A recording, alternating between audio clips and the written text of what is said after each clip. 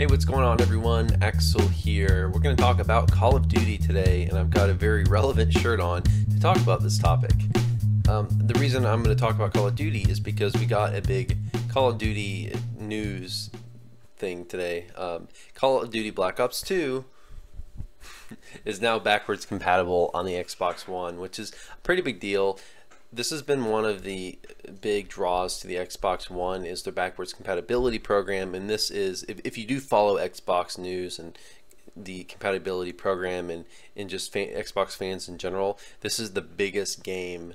Like, they've been asking for this game for so long to be made backwards compatible in the Xbox One, and it's been a little bit of a meme how much, like, this game has been a little bit of a meme in that sense. It's just been like requested so often, and Xbox has even written statements about this, just like how many requests they get. So today they finally did get the backwards compatibility on this game done and released it. And it's so popular of a game because this really was considered maybe the best COD game ever made. And it might have been the last good, I think it is the last quote-unquote good COD game ever made, because the COD franchise has been really going down the past 3-4 years, and that's what I want to talk about today. So, and to get started on talking about that, I want to talk about also my experiences with Call of Duty. I like Call of Duty. It's a fun game. I'm by no means a COD fanboy. I only own two or three COD games. So, and I've had my portion of my my life where I was really into COD, which is probably more like a year, which I was really into COD, and since then I don't play it hardly at all anymore. I will check this out though today, probably just because it's been released. So a re-release on Xbox One. So let's go ahead and talk about my history, and as I talk about my history, I'll kind of unravel the history of COD and why the franchise has fallen so much. My first experiences with COD was the very first one, the very first Call of Duty, way before the franchise was hated on so much and considered a household name in this huge blockbuster franchise. I bought the first Call of Duty. It was it was an unknown game when it was released. It wasn't, like I said, it was the first game, so it wasn't a well-known franchise at this point. And I bought it because I saw a review for it on the old Tech TV / G4 show, X-Play. If any of you remember that show, I used to love that show. But I saw a review of it. They said it was a great game, like one of the best first-person shooters to come out. So I bought a copy of that on PC. And I just remember when I was pretty young when this came out, I just remember being blown, like my mind was just blown that I could play this multiplayer online. Like, I'd played some games multiplayer up to that point, but never a game like this that was so interactive. Like, I've played most of the online games I've played, multiplayer online games I played were like text-based. So for me to play a game like COD 1 that was online, that I could actually like interact with people and play the game in real time with people over the internet, like at the time, that just blew my mind how incredible that was. So that's my main memory from COD 1, and it's really, I would have to say it's probably my first shooter that I can recall really playing and really liking was COD 1. I really liked the campaign of COD 1. And the multiplayer, I played some, not a lot, just because back then I was a kid. My family didn't have the best internet, so it was more of a thing where I got on and played every once in a while, but we didn't have a good enough internet connection for me to really play it that much. So after COD 1, I really didn't play COD that much, but in the years I didn't play it were the years that COD franchise started to build itself up into the juggernaut that it was, and still to some extent is. You've got the Modern Warfares that came out, and eventually when the Black Ops started coming out, this is when I was in college, and I think I remember playing some Modern Warfare and some Black Ops in college, like Black Ops 1 with some friends. When I was in college, I actually didn't own a 360 or a PS3, which were the new popular consoles at the time. I didn't own any of those, so I didn't really get a chance to play those. I actually, in college, I never upgraded to a PS3 or an Xbox 360. I actually used my PS2 still all the way up through college, even though that would have been 2005 through like 2007, 2008 era. So those were prime times for the 360 and the PS3. I just didn't have enough money, honestly, to buy that kind of console because I was a poor college student at that time. So I had some exposure to COD then, but I wasn't like that obsessed with it. And then I had the year when Call of Duty Black Ops 2 came out. I was out of college at this point, and when that came out, I really got into Call of Duty. And I'm never, as I said, I would never consider myself like a COD fanboy or a super fan. I wouldn't put COD Black Ops 2, even though it's my favorite Call of Duty. I wouldn't even put that in. I don't even know if I'd put it in my top 10 games of all time. Maybe like 9 or 10.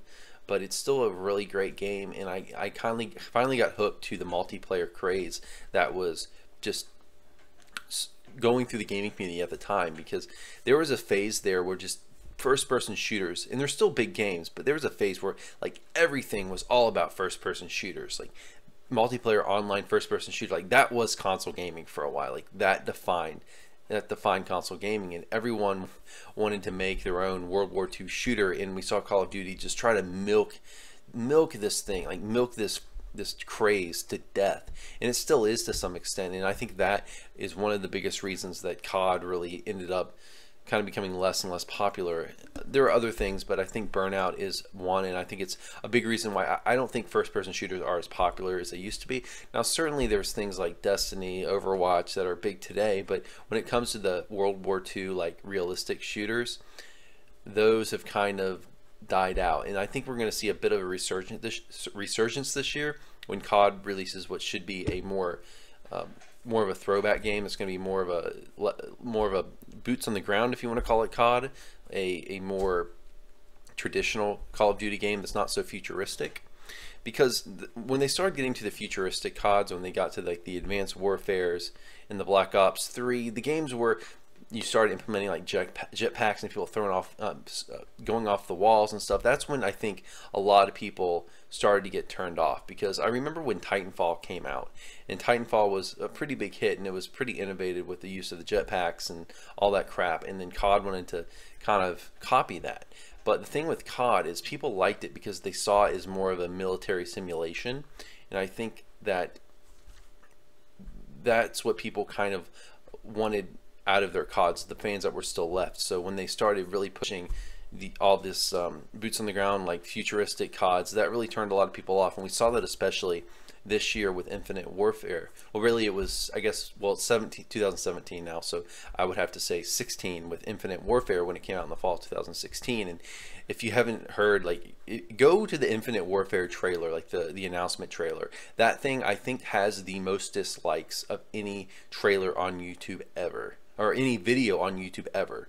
It's a ridiculous amount of dislikes because people just got fed up with what COD was shoving down their throats with this Titanfall-like, Halo-like futuristic combat, and people just wanted kind of a more realistic military shooter out of their CODs, and I think that's what the COD franchise will deliver this year.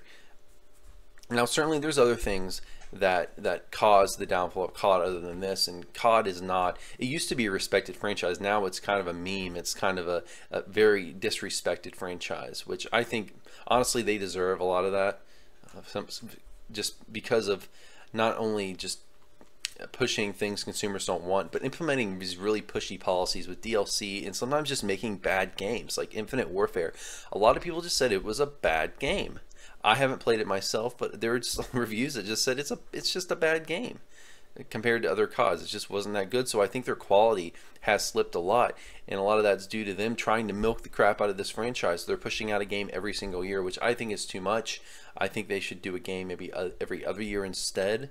But they've got two different game studios working on games at the same time, and they release in alternating years. So I think that was another big thing. But the DLC thing, getting really pushy and expensive with DLC, I think when we think of DLC in gaming today, Call of Duty is probably the #1 offender when it comes to pushy DLC, when it comes to giving you a game and then charging ridiculous amounts to actually get a full complete game.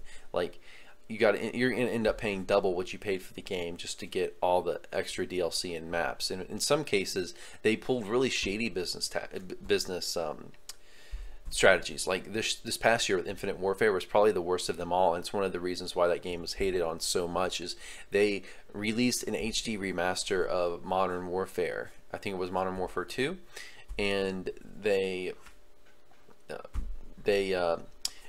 released that, but they released it with the game Infinite Warfare, and they would not allow you to buy it separately, and that made people really mad. And they also released DLC for the add-on game Infinite for the game that was added on to Infinite Warfare. So Modern Warfare Remastered, they released DLC for Modern Warfare Remastered, which was supposed to be in and of itself just a bonus to buying Infinite Warfare. So that pissed a lot of people off. And I think the DLC they released was also maps that were included in the first game. So they just like blatantly just for no reason just split off part of the game and released the rest of it as DLC. Like parts of it as DLC on top of a game that was supposed to be only a bonus in the first place. So just business decisions like that were really bad. Now, do I think COD's going to succeed going forward?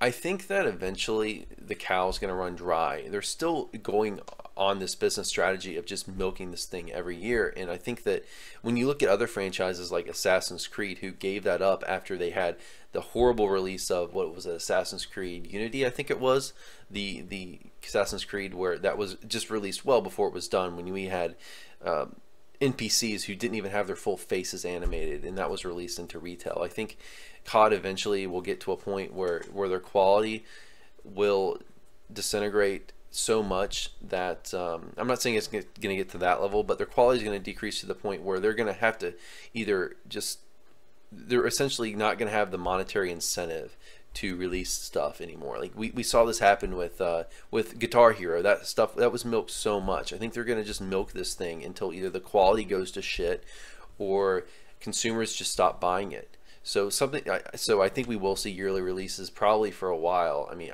I don't know if it's going to stop. It definitely, maybe in 2019 or so, we might not see another release because I feel like we really are on a down slope here with Call of Duty. But we'll have to see.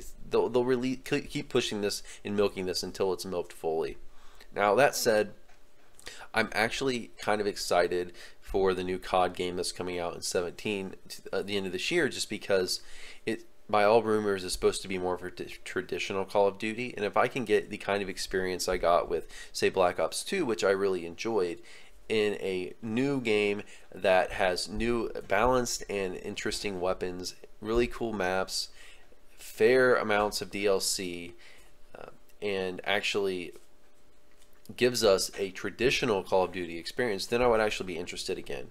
So I am going to keep an eye on the new COD game, and I might consider actually buying it possibly day one if I think the value is there. But more likely I'll probably wait to see some reviews and maybe buy it maybe 2 or 3 months after release if I like what I see and I like what I'm hearing from the players. So guys, that's going to be it for today.